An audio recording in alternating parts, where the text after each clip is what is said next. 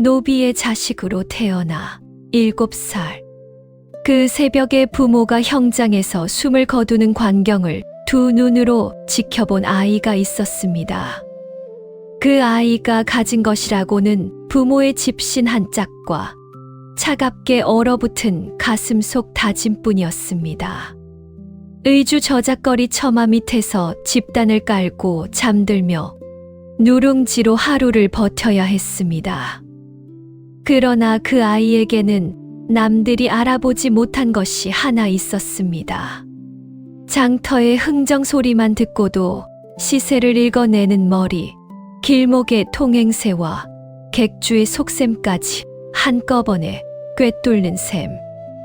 그리고 부모의 억울한 죽음을 단 하루도 잊지 않은 끈질긴 의지였습니다. 세월이 흐른 뒤 조선 팔도의 장터는 그 아이의 이름을 그냥 지나치지 못하게 되었습니다. 천민의 자식이 어떻게 조선 팔도의 상권을 손에 쥔 거상이 되었는가. 지금부터 박태성이라는 한 사내의 평생을 함께 따라가 보시겠습니다. 안녕하세요. 밤에 듣는 옛날 이야기입니다.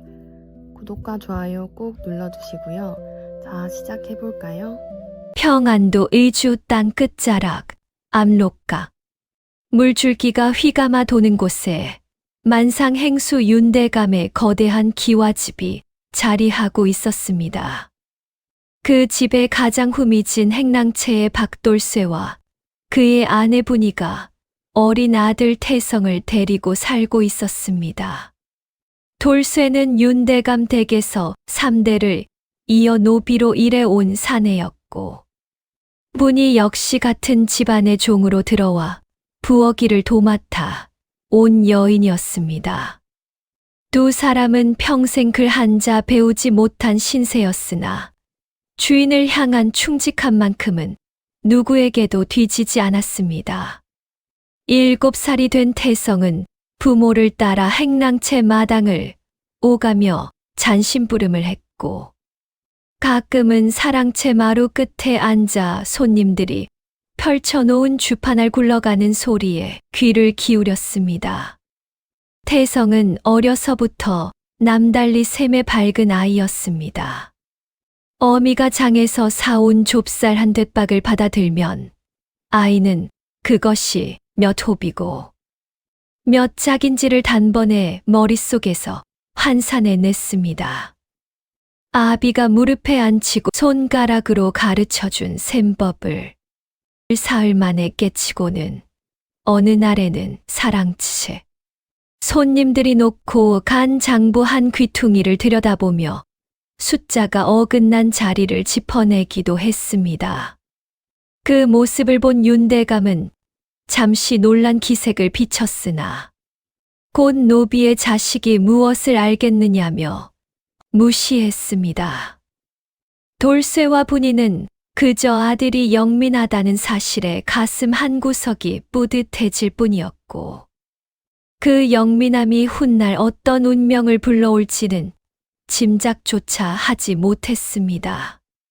화근은 윤대감의 조카 윤치호로부터 비롯되었습니다. 한양에서 벼슬자리를 노리며 큰돈을 만지작거리던 윤치호는 의주로 내려와 청나라 상단과 거래하던 은괴회 300냥의 손을 댔습니다. 그는 그 은괴를 빼돌려 한양의 권문세가에 뇌물로 바칠 작정이었고, 발각될 위험을 덮기 위해 죄를 뒤집어 씌울 만만한 사람을 찾고 있었습니다. 그의 눈에 들어온 자가 바로 박돌쇠였습니다. 그를 모르는 노비, 변명할 줄도 모르는 사내, 죽어도 아무도 따져 묻지 않을 천한 신세. 윤치호는 빈 은괴 괴짝을 돌쇠의 행랑채 뒷뜰에 묻어놓고는 큰아버지 윤대감에게 달려가 노비 부부가 주인의 재물을 훔쳐 달아나려 한다고 고해 바쳤습니다. 윤대감은 자신이 3대째 부리던 종을 의심하는 중에 조카가 직접 끌어다 보인 빈 괴짝과 흙 묻은 자국 앞에서는 결국 마음을 굳히고 말았습니다. 그는 그 길로 의주 관아의 돌쇠 부부를 고발했고 관아의 포졸들이 한밤중에 행랑채를 덮쳤습니다. 끌려나가는 아비의 등에 매달려 울부짖는 어린 태성을 포졸 하나가 발길질로 마당 한 구석에 내동댕이 쳤습니다. 어미는 끌려가면서도 아들의 이름을 부르며 손을 뻗었으나 그 손은 이내 거친 오랏줄에 묶여 어둠 속으로 사라지고 말았습니다. 태성은 그날 밤 행랑채 마룻바닥에 엎드려 부모가 끌려간 자리에 남은 집신 한 짝을 끌어안고 울음을 삼켰습니다. 이튿날 새벽 의주 관아 앞마당에서는 형장이 차려졌습니다. 돌쇠와 분이는 모진 매질에 살갗이 터지고 뼈가 으스러진 상태였으나 끝까지 죄를 인정하지 않았습니다. 분이는 자신은 은괴가 어떻게 생긴 것인지조차 본 적이 없다며 울부짖었고 돌쇠는 주인 댁의 물건에는 손도 댄 적이 없다며 이마를 땅에 찧었습니다. 그러나 윤치호가 미리 손을 써둔 형리들은 두 사람의 말에 귀를 닫았고 매질은 멈추지 않았습니다. 태성은 그 새벽 관아 담장에 갈라진 틈새로 부모의 마지막 모습을 똑똑히 지켜보았습니다. 아비의 등이 더 이상 들썩이지 않게 되었을 때 어미가 마지막으로 자신이 있는 쪽을 향해 고개를 돌렸을 때 7살 아이의 가슴 속에서는 무엇인가가 깊고 차갑게 가라앉기 시작했습니다. 경이 끝난 뒤 윤대감은 죽은 노비 부부의 시신조차 거두지 못하게 했고 아들 태성마저 집에서 내쫓아 버렸습니다. 부모를 잃은 어린 태성은 의주 저작거리로 떠밀려 나왔으나 그는 울지 않았습니다. 담장 너머 그 새벽에 본 광경이 어린 가슴에 무서울 만큼 또렷한 다짐 하나를 새겨 넣었기 때문이었습니다. 살아남겠다. 반드시 살아남아 윤가의 곳간을 무너뜨리겠다. 그리고 그 무너진 자리 위에 박씨 성을 가진 사내의 이름을 똑똑히 올려놓겠다. 7살 아이의 입에서 나온 다짐이라 하기에는 너무도 무거운 말이었으나 태성은 그 말을 한 번도 흘려보내지 않고 평생 가슴 깊은 곳에 품고 살아가게 되었습니다. 이렇게 하여 훗날 조선의 상권을 거머쥐게 될 한 사내의 운명이 피로 물든 의주의 새벽 위에서 비로소 첫걸음을 떼었습니다. 부모를 잃고 윤대감의 집에서 쫓겨난 태성은 의주 저작거리 한 구석에 집단을 깔고 잠자리를 마련했습니다. 7살 아이가 기댈 곳이라고는 장터의 처마 밑과 객주집 뒷마당에 빈 가마니뿐이었습니다. 그는 새벽이면 객주집 부엌에서 흘러나오는 누룽지 한 덩이로 끼니를 때웠고 낮이면 짐을 부리는 상인들의 곁을 맴돌며 잔심부름을 자청해 동전 한 입, 떡 한 조각을 얻어 입에 넣었습니다. 노래 아이들이 던지는 돌멩이를 피해 다니고 술 취한 사내들의 발길질에 옆구리가 멍드는 날이 부지기수였으나 태성은 단 한 번도 울거나 도망치지 않았습니다. 그의 가슴 속에는 부모가 형장에서 숨을 거두던 그 새벽의 광경이 차갑게 박혀 있었고 그 차가움이 어린 몸을 지탱하는 유일한 기둥이 되어 주었습니다. 저작거리에서 보낸 3년이 지나는 동안 태성은 누구에게 배운 것도 아닌데 장터의 흐름을 읽는 법을 스스로 익혀 나갔습니다. 어느 객주의 청나라 상단이 들어오는지, 어느 길목으로 함경도 명태가 내려오는지, 어떤 날에 인삼 시세가 오르고 어떤 날에 무명값이 떨어지는지를 그는 머릿속에 차곡차곡 쌓아 두었습니다. 상인들이 흘리고 간 장부 조각을 주워 그 위에 적힌 숫자를 손가락으로 짚어가며 셈해 보았고, 객주집 마당에 쪼그려 앉아 들려오는 흥정 소리를 귀에 담아 두었다가 밤이 되면 집단 위에 누워 그 숫자들을 다시 머릿속으로 굴렸습니다. 글자를 모르는 아이가 오직 귀와 눈만으로 셈법과 시세를 익혀가는 모습은 보는 이가 없었기에 누구도 알아차리지 못했으나 그 아이의 머릿속에서는 의주 장터 전체가 한 장의 거대한 장부처럼 펼쳐지고 있었습니다. 태성이 10살이 되던 해 가을, 늙은 보부상 곽두철이 의주 장터에 들렀습니다. 곽두철은 평생을 등짐 하나의 의지에 함경도와 평안도를 오르내린 사내였고, 셈의 발기로는 의주 일대에서 그를 따를 자가 드물다는 평을 듣던 노인이었습니다. 그날 곽두철은 객주집 마당에서 인삼값을 흥정하다가 옆에서 짐을 부리고 있던 어린 태성이 자신과 상대, 상인이 주고받는 숫자를 입속으로 따라 외는 모습을 우연히 보게 되었습니다. 흥정이 끝난 뒤 곽두철은 장난삼아 태성을 불러 세웠습니다. 인삼 한 근이 의주에서 단량이고 한양에 가져가면 12냥에 팔린다 치자. 그렇다면 짐꾼 삭과 노자, 길목마다 내야 할 통행세를 빼고 남는 이문이 얼마나 되겠느냐는 물음이었습니다.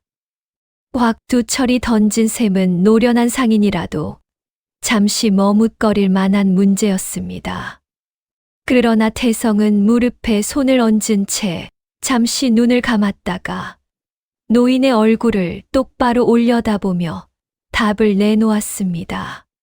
짐꾼 삭시 한 근당 너푼이고 의주에서 한양까지 통행세가 모두 7군데에 걸쳐 합치면 한 근당 5푼이 나오니 한 근에 남는 이문은 정확히 6냥 1푼 둘이가 된다는 대답이었습니다.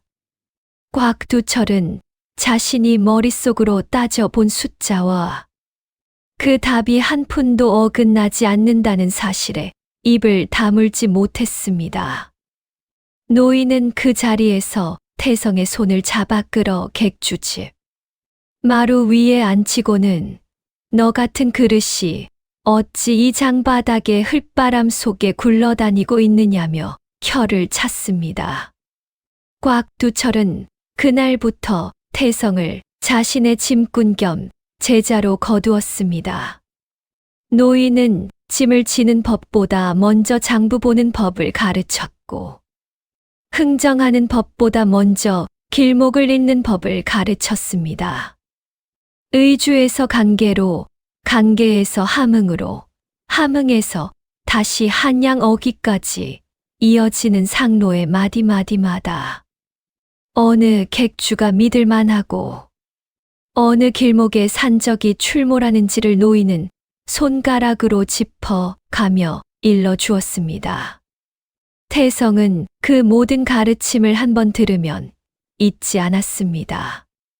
한 달이 지나자 곽두철의 장부는 태성의 손에 넘어갔고, 반년이 지나자 노인이 흥정에 나서기 전에 태성이 먼저 시세를 짚어 보이는 일이 잦아졌습니다.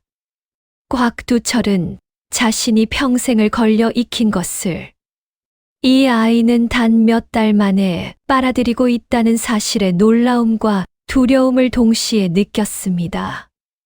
태성의 셈은 단순히 빠른 것에 그치지 않았습니다. 그는 인삼 한 근의 시세가 의주와 한양에서 어떻게 달라지는지를 환산할 때 단지 두 지점의 가격만을 비교하는 것이 아니었습니다. 그 사이에 노인 7군데, 길목의 통행세, 청나라 상단이 의주에 들어오는 시기. 한양 6.2전에서 인삼을 받는 객주들의 자금 사정까지를 한꺼번에 머릿속에 펼쳐놓고 가장 이문이 큰 시기와 길목을 짚어냈습니다. 함께 장터를 도는 늙은 상인들조차 태성이 짚어낸 시기에 인삼을 풀면 평소보다 2배에 가까운 값을 받을 수 있다는 사실을 깨닫고는 천한 아이의 입에서 나오는 말이라며 무시하던 태도를 슬그머니 거두어들였습니다. 그러나 신분의 벽은 셈법으로 무너뜨릴 수 있는 성질의 것이 아니었습니다. 태성이 곽두철을 따라 객주집 앞마당에 들어서면 상인들은 노비 출신의 아이가 자신들의 장부를 들여다본다며 노골적으로 눈살을 찌푸렸습니다.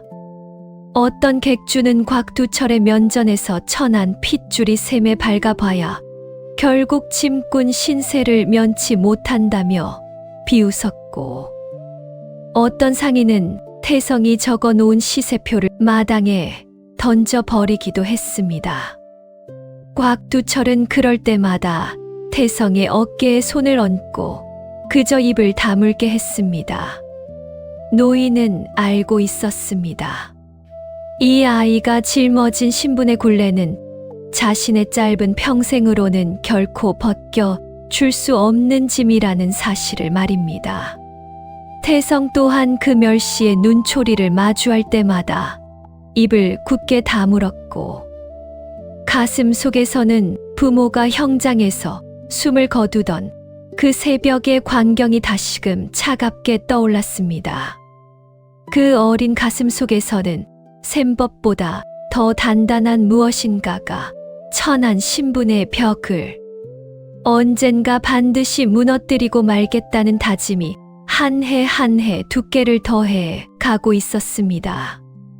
태성이 20살이 되던 해봄, 늙은 보부상 곽두철은 등짐을 더는 짊어질 수 없을 만큼 허리가 굽고 다리에 힘이 빠졌습니다. 노인은 의주 객주집 골방에 누워 머리맡에 앉은 태성의 손을 잡고 자신이 평생 모아둔 엽전 꾸러미와 은자 몇 덩이를 내밀었습니다. 이것이 내가 너에게 남길 수 있는 마지막 종잣돈이니 이제는 짐꾼이 아니라 장사꾼으로 한 발을 내디뎌 보라는 말이었습니다. 태성은 그동안 자신이 곽두철의 곁에서 한 푼, 2푼 모아둔 돈을 노인의 엽전에 더하여 헤아려 보았고, 모두 합쳐 은자 40냥에 이르는 종잣돈이 손에 쥐어졌다는 사실을 확인했습니다. 그날 밤 태성은 객주집 마당에 홀로 앉아 이 40냥을 어디에 어떻게 풀어야 가장 큰 이문을 낼 수 있을지를 머릿속에서 수없이 굴려보았습니다. 태성이 택한 길은 강계의 산골이었습니다. 그는 평소 곽두철을 따라다니며 익혀둔 길목 사정을 떠올렸고, 강계 깊은 산속의 화전민들이 가을마다 캐둔 산삼과 인삼을 한양 객주들이 부르는 값의 3분의 1도 안 되는 헐값에 보부상에게 넘긴다는 사실을 알고 있었습니다. 그곳에서 인삼을 사들여 한양 6.2전에 곧장 풀면 짐꾼, 삭과 통행세를 모두 빼고도 본전의 10배에 가까운 이문이 남는다는 계산이 머릿속에 또렷이 그려졌습니다. 그는 곽두철이 평생 거래해온 강계의 화전민 우두머리 김순돌에게 곧장 사람을 보냈고, 보름 뒤 강계의 산골 마을에서 김순돌과 마주 앉아 인삼 2짐의 값을 흥정해 매듭지었습니다. 40냥 가운데 32냥이 인삼 값으로 나갔고, 남은 8냥은 짐꾼 삭과 노자, 길목 통행세에 쓸 몫으로 따로 묶어 두었습니다. 문제는 강계에서 한양까지 이어지는 길목이었습니다. 그 길은 평안도와 황해도의 산자락을 가로지르는 험한 상로였고 곳곳에 산적 무리가 출몰한다는 소문이 끊이지 않는 위험한 구간이기도 했습니다. 태성이 강계를 떠나기 전날 밤 객주집 마당 한 구석에서 낯선 사내 둘이 자신의 짐을 흘끔거리며 수군대는 모습이 그의 눈에 들어왔습니다. 그는 곧장 자리를 피한 척하면서도 그 사내들이 의주에서 내려온 자들이라는 사실을 객주 주인에게서 확인했습니다. 그 순간 태성의 머릿속에는 윤대감의 조카 윤치호의 얼굴이 떠올랐습니다. 자신이 곽두철 밑에서 샘을 익히며 의주 장터에 이름이 조금씩 알려지기 시작한 무렵부터 윤치호가 옛 노비의 아들이 살아남아 장사를 배우고 있다는 소문을 듣고 사람을 풀어 자신의 행적을 캐고 있다는 이야기를 그는 이미 귀에 담아 두고 있었기 때문이었습니다. 태성은 그날 밤 객주집 골방에서 등잔불을 밝히고 앉아 자신이 짊어진 인삼 두 짐을 어떻게 한양까지 무사히 옮길지를 거듭 따져보았습니다. 그가 내린 결론은 길을 두 갈래로 나누는 것이었습니다. 그는 강계에서 함께 짐을 부리던 짐꾼 5명 가운데 가장 입이 무거운 박씨와 정씨에게 진짜 인삼 두 짐을 맡기고 그들을 황해도 곡산을 거쳐 한양으로 들어가는 우회로로 먼저 떠나보냈습니다. 그 자신은 빈 가마니에 잘 마른 갈대 뿌리와 도라지를 채워 인삼처럼 꾸민 뒤 나머지 짐꾼 셋과 함께 평산을 지나는 큰 길로 당당하게 내려갔습니다. 누가 보아도 의주에서 올라온 젊은 상인이 큰 짐을 지고 한양으로 향하는 모양새였고 그 모양새는 자신을 노리는 자들의 눈을 그쪽으로 끌어들이기에 충분한 미끼였습니다. 태성 일행이 평산 어귀의 좁은 고갯길에 들어섰을 때 숲속에서 검은 두건을 두른 사내의 10명이 굵은 몽둥이와 무거운 곤봉을 들고 우르르 쏟아져 나왔습니다.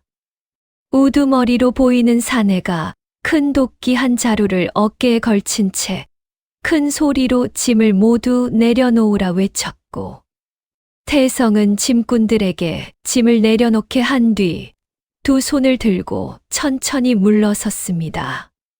산적들은 가마니를 풀어 헤쳐 내용물을 확인했고 안에서 쏟아져 나온 것이 갈대 뿌리와 도라지뿐이라는 사실에 우두머리의 얼굴이 굳어갔습니다. 우두머리는 도끼날을 태성의 가슴팍 앞에 들이대며 너의 진짜 짐이 어디로 갔느냐고 다그쳤습니다. 그러나 태성은 침착하게 답했습니다. 자신은 도라지 장사를 하는 보부상일 뿐이며 인삼 같은 귀한 물건을 짊어질 만한 신분이 못 된다는 대답이었습니다. 산적들은 분을 사기지 못한 채 한참을 으르렁대다가 결국 몽둥이로 빈 가마니를 후려치며 숲속으로 사라졌습니다. 같은 시각 진짜 인삼 두 짐을 짊어진 박씨와 정씨는 황해도 곡산의 산자락을 무사히 넘어 한양 어귀에 들어서고 있었습니다. 태성은 평산에서 하루를 더 머무르며 산적들의 뒷그림자가 완전히 사라진 것을 확인한 뒤 천천히 길을 재촉하여 한양에서 두 짐꾼과 합류했습니다. 그가 인삼 두 짐을 풀어놓은 곳은 한양 유기전 가운데서도 가장 큰 객주로 이름난 종로 김첨지의 가게였습니다. 김첨지는 강계에서 갓 캐는 인삼의 향과 빛깔을 살펴보더니 한 근에 15냥씩 두 짐을 모두 사드리겠다는 값을 내놓았습니다. 인삼 두 짐의 무게가 도합 40근에 이르렀으므로 태성의 손에는 단숨에 은자 600냥이 쥐어졌습니다. 40냥으로 시작한 거래가 보름 만에 15배에 가까운 이문을 남긴 셈이었고, 본전을 빼고 짐꾼 삭과 노자, 통행세를 모두 정산하고도 그의 수중에 순수한 이문으로 540냥이 남았습니다. 태성이 종로 김첨지에 객주를 나서던 그날 저녁, 한양 6일 전의 객주들 사이에서는 이상한 소문 하나가 입에서 입으로 옮겨 다니기 시작했습니다. 의주에서 올라온 젊은 박씨 성을 가진 사내 하나가 강계의 인삼을 보름 만에 한양으로 옮겨와 단번에 큰 이문을 챙겼다는 이야기였고, 그 사내가 산적을 따돌린 솜씨가 노련한 행수들도 혀를 내두를 만큼 영악하다는 평가가 덧붙여졌습니다. 그날의 거래는 단지 한 젊은이가 40냥을 600냥으로 불린 사건에 그치지 않았습니다. 그것은 의주 천변의 짐꾼 출신 사내 하나가 한양 상계의 두꺼운 문턱 위에 자신의 이름을 처음으로 새겨 넣은 사건이었습니다. 태성이라는 두 글자가 그날 이후로 한양과 의주, 그리고 그 사이의 모든 객주집 마당에서 조심스럽게 입에 오르내리기 시작했고, 그를 노리고 산적을 풀었던 의주의 윤치호는 빈손으로 돌아온 사내들의 보고를 받고는 술잔을 깨뜨리며 분을 사귀지 못했습니다. 부모의 한을 풀기 위해 시작한 첫 거래는 그렇게 단 한 번의 실수도 없이 마무리되었고, 태성은 그 600냥을 다시 가슴 깊은 곳에 챙겨 넣으며 다음 발걸음을 어디로 옮길지를 머릿속에 그리기 시작했습니다.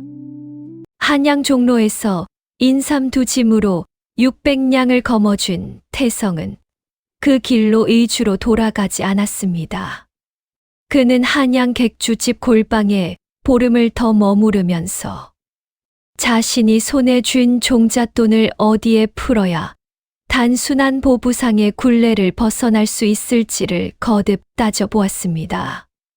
의주에서 강계의 인삼을 한양으로 옮기는 길은 한 차례 성공으로 끝낼 수 있을지언정 같은 수법을 2번, 3번 되풀이하다 보면 결국 윤치호가 풀어놓은 산적과 관아에 그물에 걸려들 수밖에 없다는 사실을 그는 누구보다 또렷이 알고 있었습니다.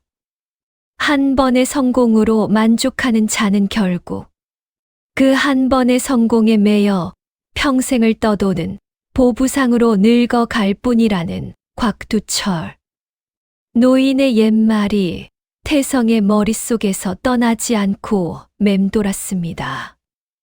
그가 머릿속에서 꺼내든 다음 수는 개성의 송상이었습니다. 송상은 고려 적부터 이어져 온 조선 최고의 상단으로 청나라 비단과 약재를 들여와 일본까지 팔아넘기는 거대한 중개, 무역망을 손에 쥐고 있는 무리였습니다. 태성은 곽두철 노인의 곁에서 10여 년을 보내는 동안 송상의 도방주 한기수라는 이름이 개성상계의 모든 거래를 좌우한다는 이야기를 수도 없이 들어두었습니다.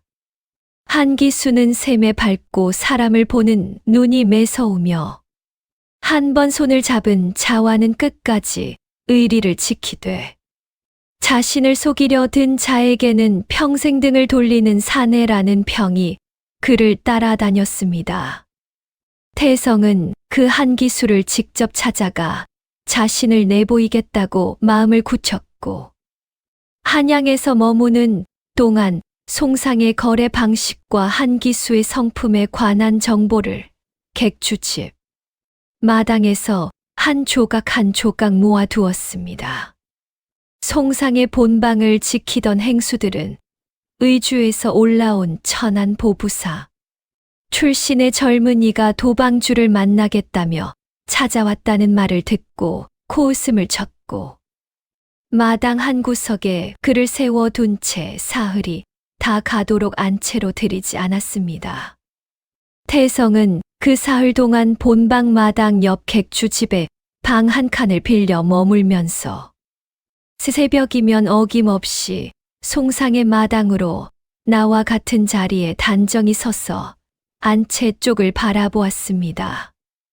끼니는 객주 집에서 간단한 주먹밥과 물 한 사발로 때웠으나 낮 동안에는 비가 내리든 찬바람이 불든 단 한 걸음도 그 자리를 벗어나지 않았습니다.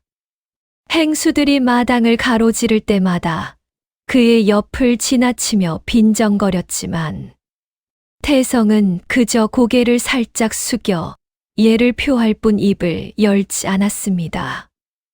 나흘째 되던 새벽, 사흘 내내 같은 자리에 같은 자세로 서 있는 그 젊은이의 모습을 안치지.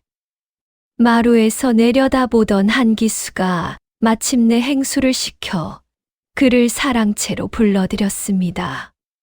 사랑채에 들어선 태성은 한기수 앞에 두 가지 물건을 내려놓았습니다.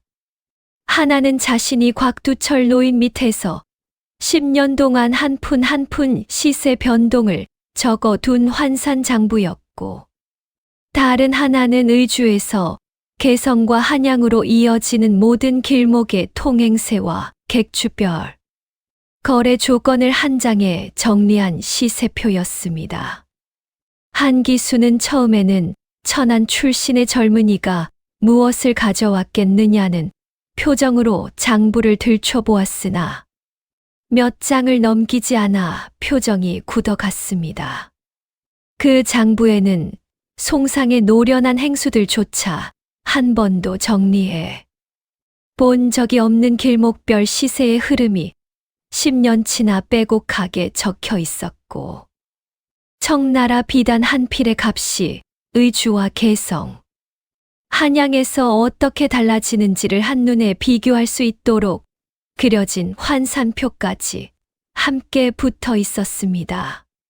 한기수는 한참을 말없이 장부를 들여다보다가 고개를 들고 태성의 얼굴을 똑바로 마주 보았습니다. 태성이 한기수에게 내놓은 제안은 명확했습니다. 송상이 청나라에서 들여오는 비단을 자신이 의주에서 받아 강계와 함흥의 양반가에 풀어주고 그 대가로 강계의 산삼과 함경도의 약재를 송상의 손에 넘기겠다는 거래였습니다. 송상은 의주 너머의 함경도 길목까지 직접 손을 뻗치지 못해 늘 만상에게 그 자리를 빼앗기고 있었는데 태성이 그 길목을 대신 열어주겠다는 제안은 한기수의 가장 아픈 곳을 정확히 짚어 든 셈이었습니다. 한기수는 잠시 눈을 감았다가 떴고 이내 사랑채 한가운데서 태성에게 손을 내밀었습니다. 천안 신분의 젊은이와 개성 최고의 도방주가 그 자리에서 손을 맞잡았고 그날 두 사람이 주고받은 한 장의 약주죠. 문서가 훗날 조선 상계의 지도를 통째로 뒤바꾸어 놓는 시작점이 되었습니다. 송상과의 결탁 이후 태성의 거래 규모는 그가 보부상 시절에는 상상조차 할 수 없던 크기로 부풀어 올랐습니다. 청나라에서 들어온 비단 한 궤짝을 의주에서 받아 함경도로 양반가에 풀면 한 차례 거래에 은자 2,000냥의 이문이 남았고 그 대가로 받은 산삼과 약재를 송상에 넘기면 다시 1,500냥이 손에 쥐어졌습니다. 의주에서 개성, 개성에서 한양, 그리고 한양에서 다시 동래로 이어지는 새로운 상로가 그의 손끝에서 한 가닥씩 열리기 시작했고 그 상로의 마디마디마다 태성이 직접 골라 앉힌 객주들이 자리를 잡았습니다. 불과 3년 만에 그의 재산은 만상의 중급 행수들이 평생을 모아도 따라잡지 못할 만큼으로 불어났고, 의주 저작거리에서 집단을 깔고 자던 노비의 자식이 이제는 송상의 도방주와 어깨를 나란히 하는 거상의 반열에 발을 들였다는 소문이 조선 팔도의 객주집을 떠돌기 시작했습니다. 소문은 결국 의주 만상의 윤대감 댁에까지 흘러들어갔습니다. 윤치호는 한양에서 올라온 보고를 받고 처음에는 의주의 박씨 성을 가진 거상이 어떤 자인지를 짐작조차 하지 못했습니다. 그러나 그 거상이 곽두철 노인의 옛 제자이며 이름이 태성이라는 사실이 행수들의 입을 통해 그의 귀에 닿는 순간 윤치호의 얼굴에서는 핏기가 가셨습니다. 자신이 20여 년 전에 죄를 뒤집어 씌워 형장으로 보낸 박돌쇠와 분이의 어린 아들이 죽은 줄로만 알았던 그 아이가 살아남아 송상과 손을 잡고 자신의 곳간을 위협하는 자리에까지 올라섰다는 사실 앞에서 윤치호는 한참을 말을 잇지 못했습니다. 그는 그날 밤 사랑채에 사람을 모아두고 무슨 수를 써서라도 박태성이라는 이름을 의주 상계에서 지워버려야 한다는 결심을 굳혔습니다. 그 결심은 곧 관아의 아전들과 한양의 권문세가에까지 뻗어나갔고 윤치호의 손에서는 태성을 향한 본격적인 음모가 한 가닥씩 엮여 가기 시작했습니다. 같은 시각 태성은 개성 송상의 본방 사랑채에서 한기수와 마주 앉아 다음 거래를 의논하고 있었습니다. 그는 만상의 윤치호가 자신의 정체를 알아차렸다는 보고를 이미 한기수의 입을 통해 들은 뒤였고, 자신을 향한 칼날이 머지않아 의주와 한양 양쪽에서 동시에 들이닥치리라는 사실을 차분히 받아들이고 있었습니다. 한기수가 걱정 어린 눈으로 그의 얼굴을 살피며 어찌 그리 태연할 수 있느냐 묻자 태성은 사랑채 마루의 등잔불을 잠시 바라본 뒤 입을 열었습니다. 자신은 7살 그 새벽부터 단 하루도 이 순간을 잊은 적이 없으며 윤가의 손이 자신을 향해 뻗어오는 그날을 위해 10수년을 살아왔다는 대답이었습니다. 한기수는 그 말을 듣고 한참을 말없이 앉아 있다가 마침내 자신의 술잔을 태성의 잔에 가만히 부딪혔습니다. 두 사내가 마주든 술잔이 사랑채 등잔불 아래에서 잠시 흔들렸고 그 흔들림 위에서 조선 상계를 뒤흔들 한 판의 거대한 싸움이 마침내 본격적으로 시작되고 있었습니다. 윤치호가 태성의 정체를 알아차린 그 겨울이 채 끝나기도 전에 의주와 한양 양쪽에서 동시에 그물이 좁혀들기 시작했습니다. 윤치호는 만상의 옛 거래처를 통해 한양 사헌부의 아전 몇몇과 의주 관아의 형방을 두둑한 뇌물로 매수해 두었고, 청나라와의 거래가 빈번한 태성의 상로에 밀무역 혐의를 덧씌울 작업에 들어갔습니다. 의주에서 압록강을 건너 청나라 상단과 직접 거래하는 일은 조정의 허락이 있는 자에 한해서만 가능한 일이었고, 그 허락 없이 강을 건넌 자에게는 재산을 모두 빼앗기고 목숨까지 잃을 수 있는 무거운 죄가 떨어지는 법이었습니다. 윤치호는 바로 그 법조항을 노리고 태성이 의주에서 청나라 비단을 받아 함경도로 풀어온 모든 거래를 밀무역으로 둔갑시키려는 음모를 꾸미고 있었습니다. 음모가 실행에 옮겨진 것은 이듬해 봄. 태성이 의주의 자기 창고에서 청나라 비단 100피를 막 풀어놓은 그 새벽이었습니다. 의주 관아의 포졸 20명이 형방의 지휘 아래 창고를 들이닥쳤고 그들은 비단 궤짝을 모두 봉인한 뒤 태성을 그 자리에서 오랏줄에 묶어 끌고 갔습니다. 죄목은 청나라와의 밀무역이었고 증거로 제시된 것은 윤치호가 미리 위조해 둔 청나라 상단과의 거래 장부였습니다. 그 장부에는 태성이 압록강을 건너 청나라 상인 왕귀영과 은밀히 만났다는 기록이 빼곡하게 적혀 있었고 어느 날짜에 얼마치 물건을 받았는지가 마치 진짜처럼 정교하게 꾸며져 있었습니다. 태성의 창고와 의주 본가의 모든 재산이 그날로 봉인되었고 한양에 머물던 그의 거래처 객주들에게까지 조사의 손길이 뻗쳐갔습니다. 태성은 의주 관아에 옥에 갇혀 사흘 동안 모진 매질을 당했습니다. 형방은 그의 무릎을 곤장으로 내려치고 발바닥을 막대기로 쳐가며 청나라 상인 왕귀영과의 거래를 인정하라고 다그쳤습니다. 그러나 태성은 단 한 번도 입을 열어 그 거짓 죄목을 인정하지 않았습니다.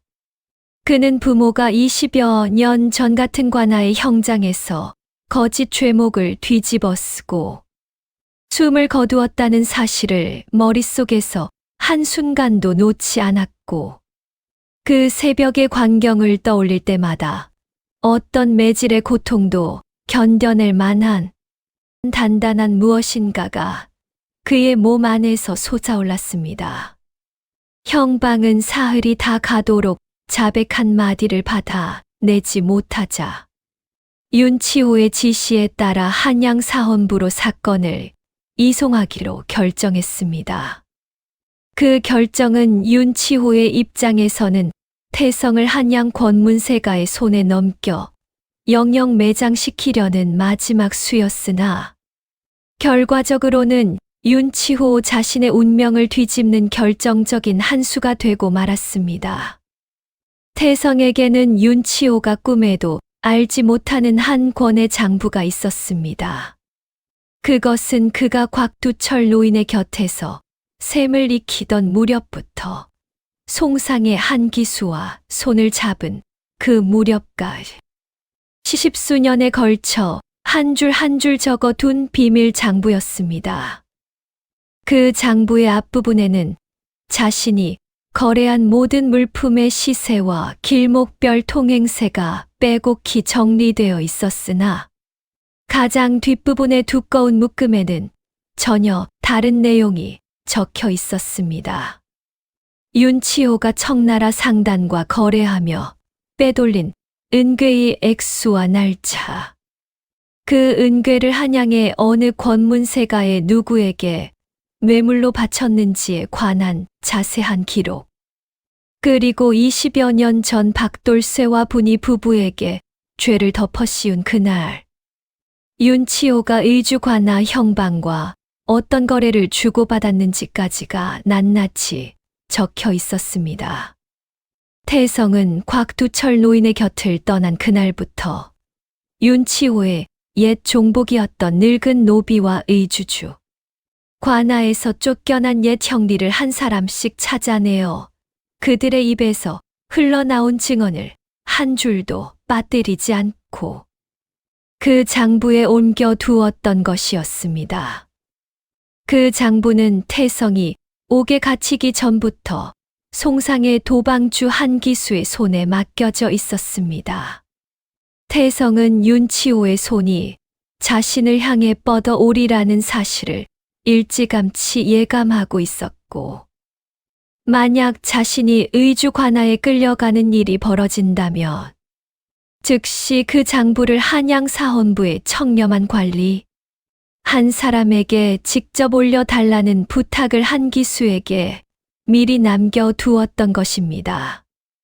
한기수는 태성이 의주 관아에 끌려갔다는 소식을 듣자마자 그 부탁을 그대로 실행에 옮겼고, 송상이 오랜 세월 한양 조정에 닦아둔 인맥을 모두 동원하여 그 장부를 사헌부의 지평 조병식의 손에 직접 전달했습니다. 조병식은 평소에 윤치호와 결탁한 한양 권문세가의 부정한 거래에 깊은 의심을 품고 있던 강직한 관리였고, 그의 손에 들어간 장부는 그가 그토록 오래 찾아 헤매던 결정적인 증거가 되어 주었습니다. 조병식이 장부를 들고 사헌부 대사헌 앞에 나아간 그날, 한양 조정은 발칵 뒤집혔습니다. 장부의 이름이 오른 권문세가의 인물들이 줄줄이 의금부의 조사를 받기 시작했고, 윤치호가 20여 년에 걸쳐 빼돌린 은괴와 매물의 흐름이 한 가닥씩 햇빛 아래로 드러났습니다. 한양 사헌부로 이송될 예정이었던 태성의 사건은 그 자리에서 무혐의로 정리되었고, 오히려 윤치호가 위조한 청나라 거래 장부의 필체가 그 자신의 손글씨와 정확히 일치한다는 사실까지 드러나면서 사건의 칼날은 완전히 거꾸로 돌아섰습니다. 의금부의 도사들이 의주 만상의 윤대감 댁을 들이쳤고, 윤치호는 그 자신이 20여 년 전 박돌쇠 부부에게 채워보낸 것과 똑같은 오랏줄에 묶여 한양으로 압송되었습니다. 윤대감은 조카의 죄에 연좌되어 모든 관작과 재산을 빼앗겼고, 만상의 거대한 곳간은 단 한 달 만에 통째로 흔들리며 무너져 내리기 시작했습니다. 태성이 의주 관아의 옥에서 풀려나 자신의 창고로 돌아왔을 때, 그곳에는 봉인이 모두 풀린 비단 괴짝과 함께 한 통의 서찰이 그를 기다리고 있었습니다. 송상의 도방주 한기수가 보낸 짧은 글이었고, 그 안에는 한양에서 윤치호가 의금부에 갇혔다는 소식과 함께 부모의 묘 앞에 술 한 잔 올릴 자격을 이제는 자네가 떳떳이 얻었다는 한 줄이 적혀 있었습니다. 태성은 그 서찰을 가슴에 품고 곧장 의주 변두리에 야트막한 산자락으로 향했습니다. 그 산자락에 후미진 한 구석에는 20여 년 전 그가 어린 손으로 흙을 걸어모아 만든 부모의 작은 무덤이 자리하고 있었습니다. 태성은 그 무덤 앞에 무릎을 꿇고 술 한 잔을 따라 올린 뒤 한참 동안 고개를 들지 못했습니다. 7살에 그가 담장 너머에서 보았던 그 새벽으로부터 20여 년이 흘렀고, 그동안 단 하루도 잊지 않고 가슴 깊은 곳에 새겨두었던 다짐의 첫 절반이 마침내 그날 그 무덤 앞에서 결실을 맺었습니다. 윤가의 곳간은 무너졌고 부모의 한은 풀렸으며, 그러나 태성의 손에는 아직 끝내지 못한 절반의 다짐이 굳건히 남아 있었습니다. 그 절반은 무너진 만상의 자리 위에 박씨 성을 가진 사내의 이름을 똑똑히 올려놓는 일이었고, 그 일은 다음 한 걸음에서 비로소 시작될 차례였습니다. 만상이 무너진 그 봄이 채 끝나기도 전에 의주에서 한양에 이르는 모든 객주집 마당에서는 단 하나의 이름만이 입에서 입으로 옮겨 다니고 있었습니다. 의주 천변의 짐꾼 출신, 노비의 자식, 곽두철 노인의 옛 제자, 송상 도방주 한기수와 손을 맞잡은 사내, 그리고 마침내 만상의 거대한 곳간을 통째로 무너뜨린 자, 박태성이라는 세 글자가 그 모든 수식을 한꺼번에 짊어진 채 조선 팔도의 상계를 휩쓸고 있었습니다. 태성은 만상이 무너진 뒤 의주 상권의 한복판에 자신의 이름을 그대로 내건 새로운 상단을 세웠습니다. 태성방이라는 이름이 적힌 깃발이 의주 본방 마당에 처음 올라가던 그날 한양과 개성, 동네의 객주들이 직접 사람을 보내어 축하의 뜻을 전해왔고 그 자리에 모인 행수들의 숫자만 헤아려도 옛 만상이 전성기에 거느렸던 행수의 2배에 이르렀습니다. 태성방의 거래망은 의주 본방에서 시작하여 개성과 한양을 거쳐 동네까지 이어졌고 동네에서는 일본의 대마도 상단과 손을 잡아 조선인 삶과 일본은을 맞바꾸는 거대한 중개 무역으로 뻗어나갔습니다. 압록강 너머로는 청나라 의주 맞은편의 봉황성과 책문에 직접 사람을 보내어 청나라 비단과 약재를 받아왔고 그 물건들이 다시 동네를 통해 일본으로 흘러들어가면서 청나라와 조선과 일본을 잇는 거대한 삼가 무역의 가장 굵은 줄기 하나가 태성방의 손끝에 쥐어졌습니다. 그가 한 해에 굴리는 재물의 규모는 옛 만상이 10년에 걸쳐 모은 곳간을 단숨에 뛰어넘는 수준이었고 조선 팔도의 어느 거상도 그의 상단과 정면으로 맞설 엄두를 내지 못했습니다. 한양 6.2 전의 행수들이 모이는 자리에서는 박태성의 장부한 권이 의정부의 공문 10통보다 무겁다는 우스갯소리가 진심을 담은 채 오가기 시작했습니다. 그러나 태성은 그 거대한 재물의 한가운데서도 자신이 어디에서 왔는지를 단 한순간도 잊지 않았습니다. 그는 태성방의 행수를 뽑을 때 양반의 자제나 권문세가의 후손을 우선하지 않았고 오히려 자신처럼 신분의 굴레에 갇혀 재능을 펼치지 못하는 천한 출신의 젊은이들을 적극적으로 거두어들였습니다. 의주 본방의 한 귀퉁이에는 셈법을 가르치는 작은 학당이 세워졌고 그 학당에는 노비의 자식과 보부상의 자식, 장터에서 떠돌던 고아들이 한 자리씩 채워 앉아 장부 보는 법과 시세 읽는 법을 익혔습니다.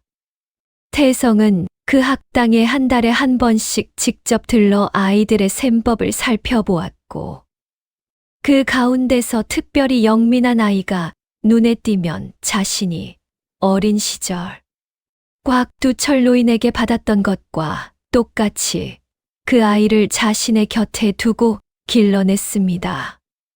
학당을 거쳐간 아이들 가운데 훗날 태성방의 행수로 자리 잡은 자가 10명을 넘어섰고 그들은 모두 자신의 옛 스승이자 주인인 태성을 친아비처럼 따랐습니다.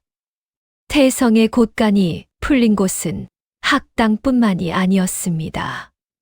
그가 거상의 자리에 오른 뒤 평안도와 함경도 일대에 큰 흉년이 들어 백성들이 길거리에서 굶주려 쓰러지는 일이 잇따랐습니다. 조정의 구휼민은 한양에서 평안도까지 닿기에는 너무 더디고 그 양 또한 턱없이 부족했습니다. 태성은 그 소식을 듣자마자 의주와 강계, 함흥의 모든 태성방 곳간을 열도록 명령했고 자신의 상단이 보유한 곡식 가운데 사할에 가까운 양을 흉년에 시달리는 백성들에게 무상으로 풀었습니다. 그해 평안도 한 도에서만 그의 곳간 덕에 목숨을 건진 백성의 수가 10,000명을 넘어섰다는 기록이 의주 관아의 옛 문서에 남아있을 정도였습니다. 백성들은 그를 박부자라 부르지 않고 박대인이라 부르기 시작했고, 의주에서는 어린아이들조차 그의 이름 앞에 절로 고개를 숙이는 풍속이 자리 잡았습니다. 그 가을이 지나고 첫눈이 내리기 직전의 어느 날, 태성은 의주 변두리의 야트막한 산자락에 자리 잡은 부모의 옛 무덤을 헐고, 그곳에서 멀지 않은 양지 바른 언덕으로 두 분의 묘를 새로 옮겨 모셨습니다. 새 묘 앞에는 단정한 비석 한 기가 세워졌고, 그 비석에는 아비 박돌쇠와 어미 분이의 이름이 또렷이 새겨져 있었습니다. 노비 출신의 두 사람의 이름이 그처럼 단정한 비석 위에 새겨진 일은 의주 일대에서는 그때까지 단 한 번도 있어 본 적이 없는 광경이었습니다. 태성은 새 묘 앞에 무릎을 꿇고 술 한 잔을 따라 올린 뒤 한참 동안 고개를 들지 못한 채 아비와 어미의 이름을 입속으로 가만히 불러보았습니다. 7살 그 새벽으로부터 30년에 가까운 세월이 흘렀고, 그 세월 동안 단 하루도 잊지 않고 가슴 깊은 곳에 새겨두었던 두 가닥의 다짐이 그날 그 비석 앞에서 마침내 모두 결실을 맺었습니다. 윤가의 곳간은 무너졌고, 그 무너진 자리 위에 박씨 성을 가진 사내의 이름이 또렷이 올라섰으며, 부모의 이름은 단정한 비석 위에서 다시는 천한 노비의 이름으로 묻히지 않을 자리를 얻었습니다. 태성은 그 비석 앞에서 일어서며 어린 시절 자신을 짓누르던 그 새벽의 차가움이 비로소 가슴에서 풀려나가는 것을 느꼈습니다. 첫눈이 한 송이, 두 송이 떨어지기 시작했습니다. 그가 의주 본방으로 돌아왔을 때 태성방의 행수들이 마당에 도열하여 그를 맞이했고, 그 행수들의 얼굴 가운데 절반은 그가 학당에서 직접 길러낸 옛 천한 출신의 아이들이었습니다. 태성이 세상을 떠난 것은 그 일이 있은 뒤로 다시 20여 년이 흐른 어느 늦가을이었고, 그가 남긴 태성방은 그의 손에 길러진 옛 학당의 아이들에 의해 그 뒤로도 오랫동안 조선 상계의 가장 굵은 줄기로 자리를 지켰습니다.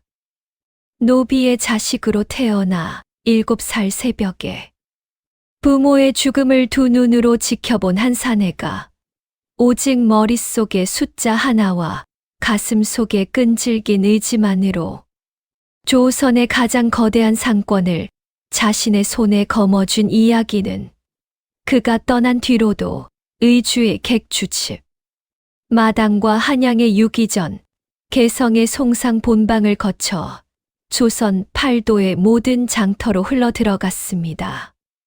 그 이야기를 전해 들은 어느 늙은 행수는 박태성이라는 그 한 사내의 평생이 곧 조선 상계의 가장 깊은 한 시대의 그림자였다고 회고했습니다.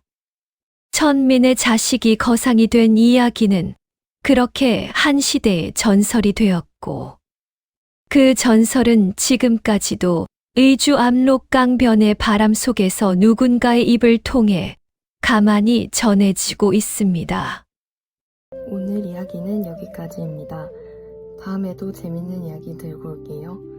편안한 밤 되세요. 밤에 듣는 옛날 이야기였습니다.